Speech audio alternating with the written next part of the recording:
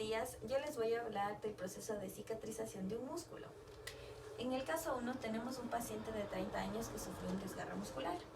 Para empezar, el músculo está formado por fascículos de fibras musculares. Estas fibras musculares tienen células que son las miofibrillas. Tenemos aquí al músculo y al sufrir un desgarro muscular, en este tenemos rotura de fibras.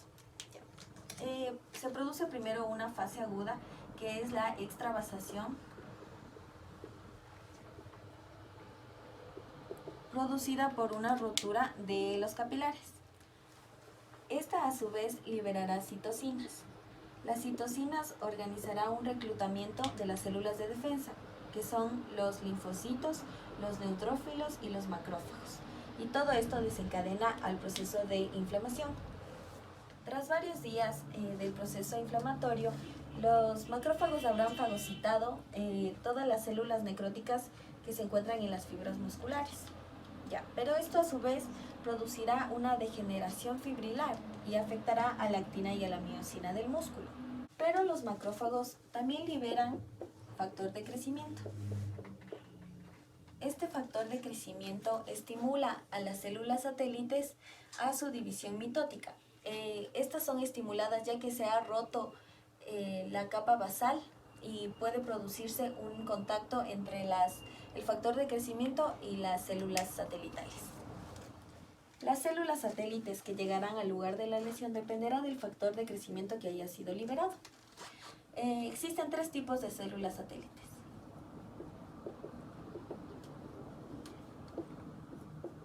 Los fibroblastos. Estas células llamarán a otros fibroblastos de otras zonas del cuerpo que acudan y que se junten. Se unirán unos con otros y formarán una masa densa en el lugar de la lesión. Este tejido es mucho más denso, más compacto y menos elástico. Y esto sería en sí la cicatrización.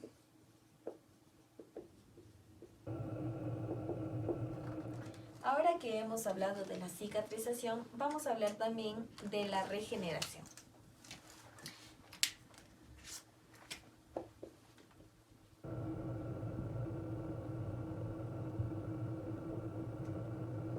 En la regeneración actúan otro tipo de células satélites. Estas son las mioblásticas.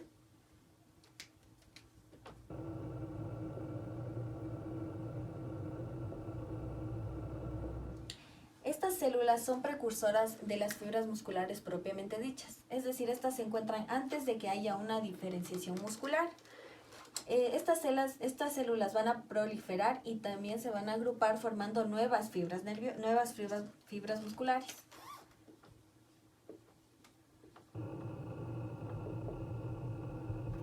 Estas fibras musculares tendrán el mismo sentido y la misma funcionalidad que las fibras sanas.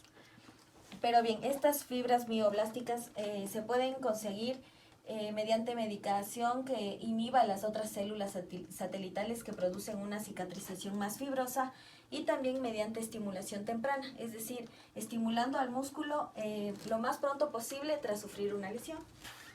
Gracias. Un paciente de 17 años refiere que mientras caminaba por la calle camino a su casa, una persona intentó asaltarle. Al intentar evitar el asalto, el paciente forcejeó con el delincuente, mismo que le produjo una herida de 10 centímetros de longitud y una profundidad de 0.5 centímetros en la cara anterior del antebrazo. Acude al médico, quien sutura la herida. Para que se dé la curación de la lesión se va a necesitar de 3 fases: la fase de inflamación, fase de proliferación y fase de remodelación. La fase de inflamación.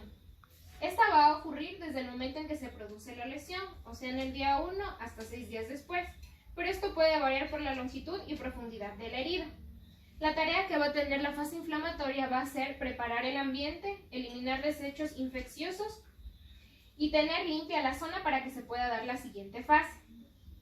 Lo primero que vamos a ver en esta fase va a ser la vasoconstricción. Este proceso va a ocurrir para evitar una hemorragia. Luego de la vasoconstricción vamos a tener una vasodilatación. Este proceso de vasodilatación, junto con otro proceso de quimiotaxis, van a llamar a macrófagos para que combatan en el foco de lesión contra agentes externos perjudiciales. La dilatación también va a permitir la salida de plaquetas, las cuales van a formar un tapón plaquetario tapando el defecto y dándole tiempo al vaso sanguíneo de que se recupere. El proceso de diapéresis, que es la salida de glóbulos blancos, van a evitar la infección en la zona de lesión. Proliferación. En la fase de proliferación, que se da desde el tercer día hasta 20 días después, vamos a ver infiltración de tejido nuevo. Era importante la presencia de macrófagos en la fase de inflamación, ya que estos liberan fibroblastos. Los fibroblastos son la célula predominante en el tejido conectivo. Estos van a secretar colágeno, ácido hialurónico, fibronitina y factores de crecimiento. Podemos ver que en la fase proliferativa vamos a tener dos subfases. Es la de epitelización y la de granulación. En la fase de epitelización vamos a ver cómo las células epiteliales que no fueron afectadas van a estar ancladas a sus células progenitoras y estas van a unirse mediante una contracción contraria. En el momento que se unen y se encuentran entre sí, dejan de moverse por inhibición de contacto. Los objetivos de este tejido de epitelización es crear una capa cubriendo el defecto, evitando que haya una infección y también protegiendo el tejido de granulación. El tejido de granulación va a estar compuesto por angiogénesis, que es el crecimiento de vasos sanguíneos, por colágeno y por células inflamatorias residuales. Estos vasos sanguíneos van a ser débiles, al igual que este colágeno, que es delgado, débil y no consistente. Como nuestro paciente fue suturado, va a hacer una curación por primera intención. Esta curación va a omitir la contracción que hacían las células epiteliales y el tiempo de curación va a ser más rápido. Fase de remodelación. Se va a dar a partir del 9º día en adelante, pero también puede durar de meses hasta un año. En la remodelación vamos a ver una mejor distribución de colágeno. Las fibras de colágeno van a dirigirse en una sola dirección. Esto va a determinar la apariencia de la cicatriz. El colágeno se va a eliminar una y otra vez. De igual forma se va a regenerar una y otra vez. Con el tiempo va a haber una disminución del colágeno y de vasos sanguíneos. Esto le va a dar un color blanquecino a la cicatriz. El colágeno que vamos a ver en esta fase es el colágeno de tipo 1, que es mucho más resistente a diferencia del colágeno tipo 3 que veíamos en la fase de proliferación. En todo este tiempo se va a determinar la apariencia de la cicatriz. Es importante la correcta distribución de colágeno para evitar una fibrosis. La fibrosis puede limitar funcionalmente y también puede causar adherencias, y las adherencias pueden causar dolor. Buenas tardes, profesor y compañeros. Mi grupo número 2 expondrá varios casos. En mi caso me tocó el caso número 5. Este es un paciente de 54 años con un antecedente de osteopenia. Se cae desde su propia altura con una roca sobre su lado izquierdo. Al momento de colocarse en supino, se aprecia una rotación externa de la cadera. Esta con la rodilla en extensión. El paciente automáticamente es llevado de emergencia al servicio médico y se le realiza una radiografía donde se evidencia una fractura del cuello del fémur. A continuación, el proceso de cicatrización. Para entender el proceso de cicatrización nos basamos en lo principal, que el hueso es un tejido que, a pesar de su dureza, va a tener la capacidad de una regeneración importante y un tiempo determinado para su reparación.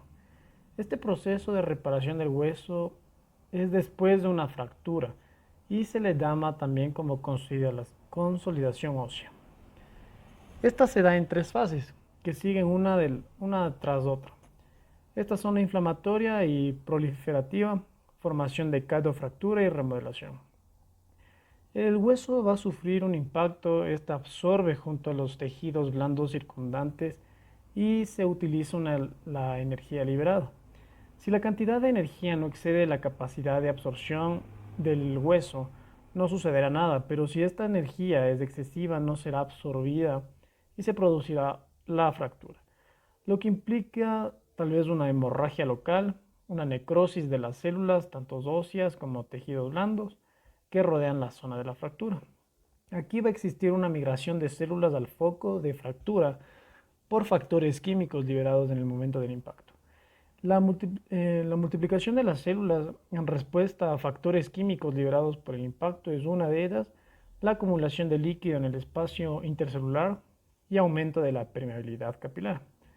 Ahora, la formación del callo de la fractura, esta se da entre la segunda y tercera semana. Se forma el callo blando de la fractura. Durante esta fase proliferan las células en el periosto, que es la capa más externa en el hueso, también en los tejidos blandos y en todo el tejido vascularizado circundante. Esta va a comenzar a diferenciarse en osteoblastos y en osteoclastos, que van a reabsorber y remodelar el hueso. Ahora, está la fase de remodelación. La fase de remodelación es el proceso en el cual se consolida y finaliza un remodelamiento adaptativo que puede durar meses e incluso años. En este proceso de consolidación intervienen diversos factores, el celular, de vascularización, los bioquímicos del organismo, hormonas, vitaminas, factores bioquímicos locales y factores de crecimiento. También intervienen los factores biofísicos. Ahora, la clave sobre la consolidación de fracturas normalmente es de hematoma de fractura, hueso muerto, fragmentos óseos, hueso esponjoso de callo interno, hueso esponjoso de callo externo, periosto, cartílago, callo interno, callo externo.